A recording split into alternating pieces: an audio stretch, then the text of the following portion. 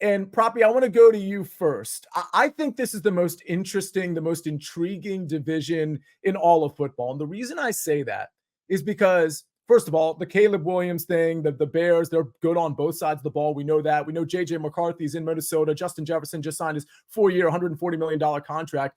Those two teams are intriguing. But I think the Packers and Lions are like Super Bowl viable. And I don't think I'm breaking any news there, but I think both of these teams could land in the Super Bowl. You can make the argument that both of these teams should have beaten the San Francisco 49ers, and one of the two should have ended up in the Super Bowl against the Kansas City Chiefs. Two really good teams on the rise still. What do you like in the NFC North this year? I know it's early, but what do you like? Yeah, I actually suggest two of my favorite team totals are going to be in this division here. And I'm starting with Green Bay. I actually love fading Green Bay. I think they are a serious regression candidate. I think a lot went right for Green Bay last year. They really snuck up on a lot of people, obviously, over the second half of the season. We saw Jordan Love play some very good football, but I think they'll have targets on their backs this year.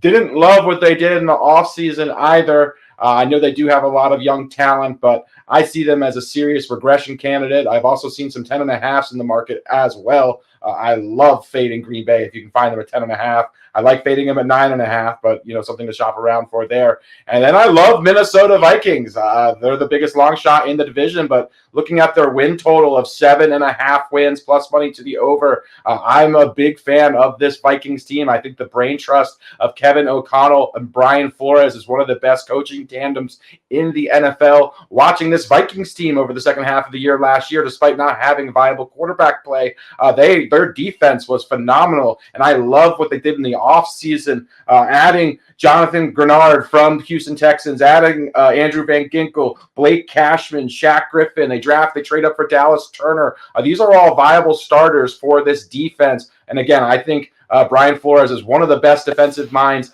in the league. So love what they did defensively. Then they have a ton of toys offensively, adding Aaron Jones. That's a big upgrade over Alexander Madison at running back. They can get viable quarterback play out of Sam Darnold or J.J. McCarthy, which I think they will in comparison to what they had after Kirk Cousins went down. I really think this team flirts with 9, even 10 wins potentially if we're looking at the ranges of outcomes here. But yeah, I think this Minnesota team is going to be very competitive. They do have a very tough schedule. But yeah, looking at the Vikings, I love their roster personally. That's not the take I was expecting, which is why we do these, by the way, everybody, because, I think it's very easy. Like, honestly, I'll be honest. My take is, hey, it's between the Lions and the Packers. And, I don't know how you stop the Packers offense right now. And so I like hearing what Proppy said about, hey, maybe some regression there. There's some people in the chat that agree with you. There's some Minnesota Vikings fan that say skull. And what's interesting, Sniper, is that you kind of pumped your fist when he mentioned Green Bay, but I'm not sure, was it because you thought he was going to say Green Bay is going to do well this year, or it's the other way, right? Because you're the Bears fan. I just hate the Packers, so if anybody says anything bad about them, it causes me to pump my fist. So that was the extent of that. But okay, so I'll say this. This is going to be my homer take, right, as a diehard lifelong Bears fan.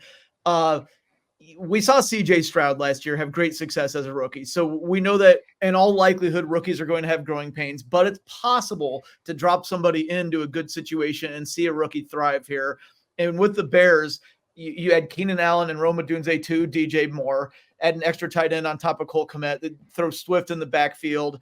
There's a great defense. You saw in the second half last year, the Bears defense was one of the better defenses in all of football. So Caleb Williams is being put into a situation where he has the opportunity to thrive here. And plus 375, I'm definitely going to play that. It's probably a homer play. And I do think, obviously, heading into the year, the Lions and Packers are better. No doubt about that.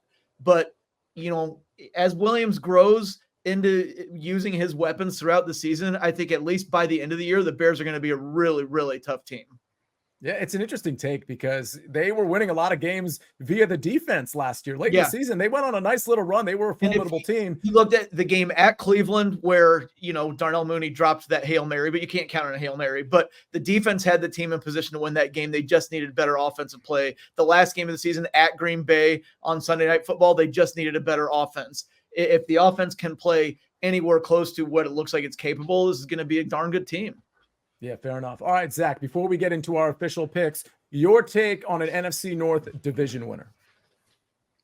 Yeah, I've got to go with the Green Bay Packers plus 210, but I do agree with Sniper on the Chicago Bears plus 375. I'd put a little small wager on them. Just the defense, the second half of the year was the best in football last year. If any type of progression with that offense, with all the talent that they've added, they could definitely flirt. So maybe you look at taking the Detroit Lions as a prop at finishing third in the division and get a good plus payout there. But this Green Bay Packers team, there's been such a great organization at their grassroots approach, drafting talent. And Jordan Love, the first half of the year, he just didn't have it. Matt LaFleur had the short passing game, cost them a lot of games they should have won. They should have beat the Falcons, let them come back and win by a point. The sloppy game on Monday Night Football against the Las Vegas Raiders didn't have that primetime experience. And then against Pittsburgh, I think it was the most blatant, worst call of the year, where they reviewed that lateral play. It should have been a touchdown for the Green Bay Packers. They overturned it and the game flipped on that. So 3 early losses in the season. They turned it around towards the end of the year, 7-3 their final 10 games. And it wasn't just a Jordan Love progression.